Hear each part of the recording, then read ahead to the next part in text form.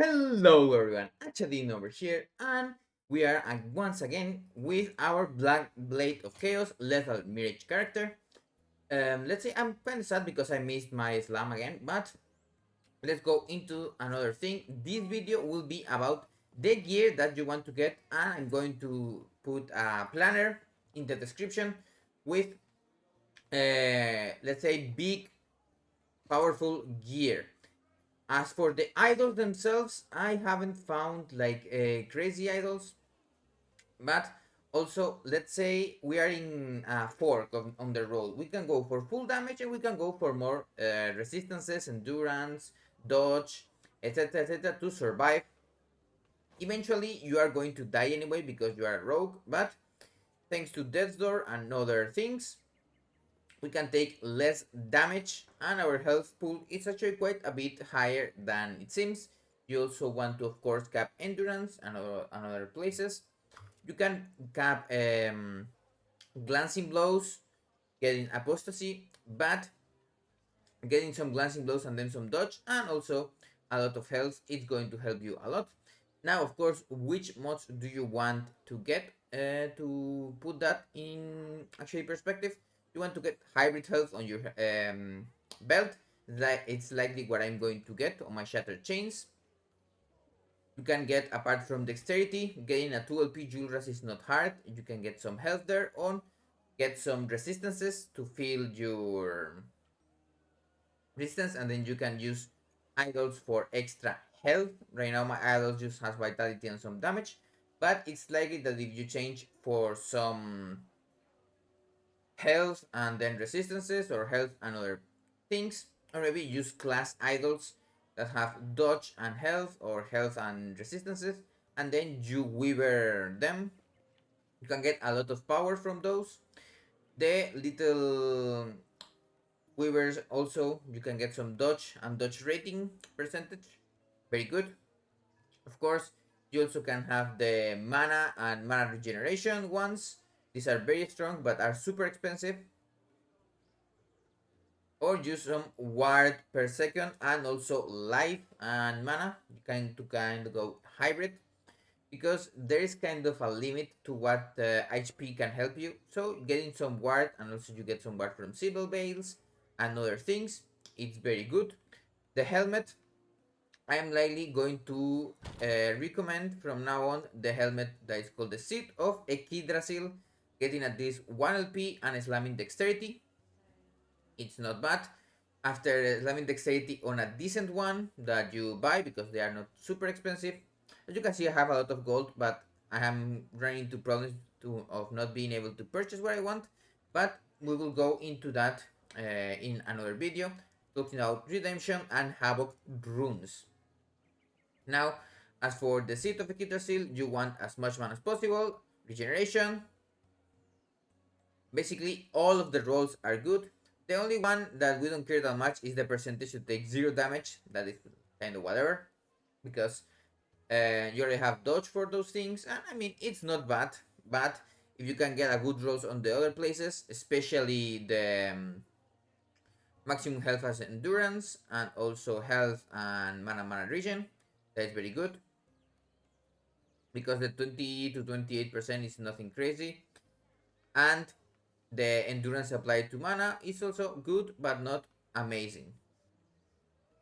Now, if you have followed my planner and are kind of stuck and want to know what to upgrade first, as you might expect, the weapon is the most important part. Get a high critical multiplier, flatlining, or melee damage, or even percentage lining. You can try and get a 7-6 on those. And of course, the same things has not changed from the weapon. You want at least 12, 13, 14. That is kind of where I would don't mind that much, but I still be a little bit annoying on cooldown reduction. As much dexterity as possible, lightning penetration, and then flat lining if possible.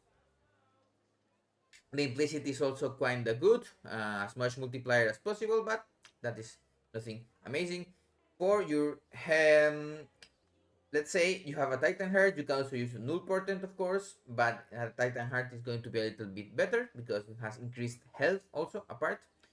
getting a 2 LP1 or a 3 LP1 and getting dexterity apart from that mirages are created. You can go to tier 6 mirages because it also gets +2 on those. You only lose some mana, but nothing crazy. On your chest, of course, you can also go more defensive and get extra health or extra mana. There have been some chests where you can get those two.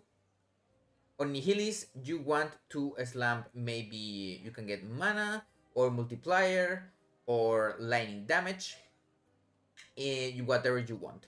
For Juldrans, as I said before, you just get a tier 7 dexterity if possible, and also lightning damage or health or feel some resistances.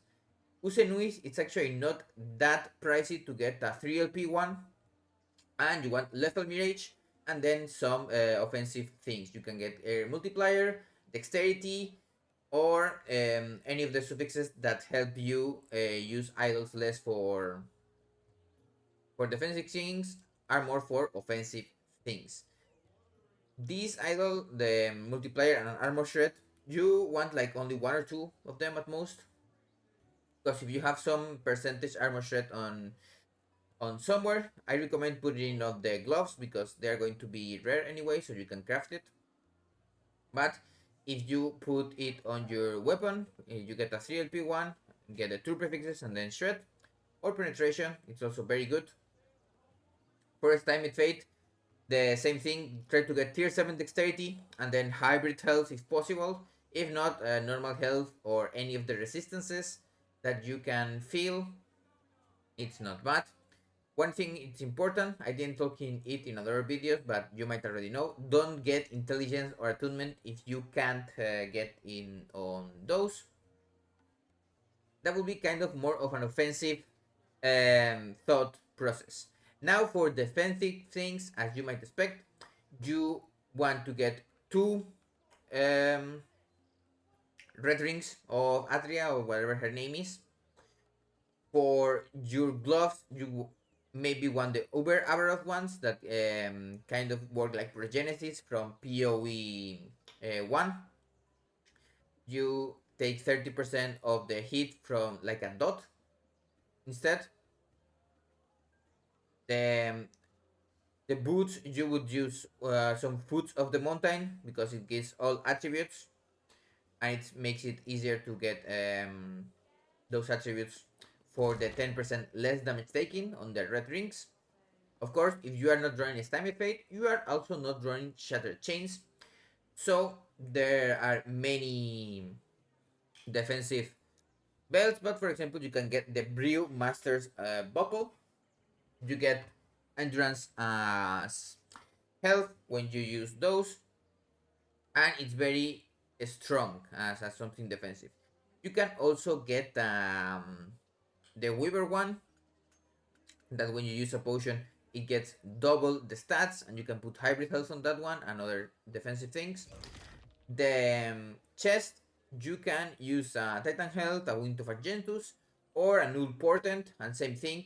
I don't think getting a 2 LP Null Portent is that possible, so Titan Heart is very good anyway.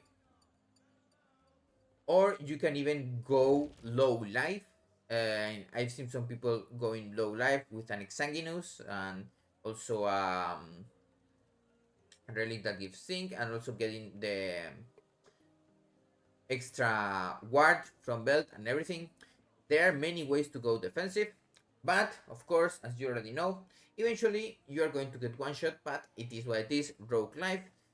Do be aware, of course, that thanks to our passives, we can go a little bit more defensive than usual. We can get Argent Veil. We can get more points on confidence. Armor is very good. You can of course have Death's Door. It's going to help you not get one shot. And have other things, for example, from the Falconer, you can get life as endurance threshold. Also very good. You can literally change the points from concentration and focus fire to those and get some extra dexterity anyway, and health. The world is yours for the defensive parts. Of course, I'm actually not going to go for the defensive situation because I like doing damage. I will try to go as much damage as possible, and thankfully we are in softcore, so I can die sometimes. I don't mind that much. Of course, I'm still going to get some hybrid health and other places to get like 3k life and more life on my idols. Maybe get some extra ward and ward retention from them. Because when we get a CLP weapon and other things, the damage will be kind of enough, let's say, to do most things in the game. But that is everything for this video. And I won't put the planner for the defensive things because likely someone else has made a better one, like to push corruption or something. But maybe in a future video when we want to do those. You can also use Core of the Mountain to help on stats. It can get up to 12 to all stats for the Ring of Adria. Although we are already kind of close without it even. Just getting a 1LP1, of course, if you're Merchant Guild, is going to be super pricey, but it's going to be worth trust. Have a nice day, and I will see you on the next video.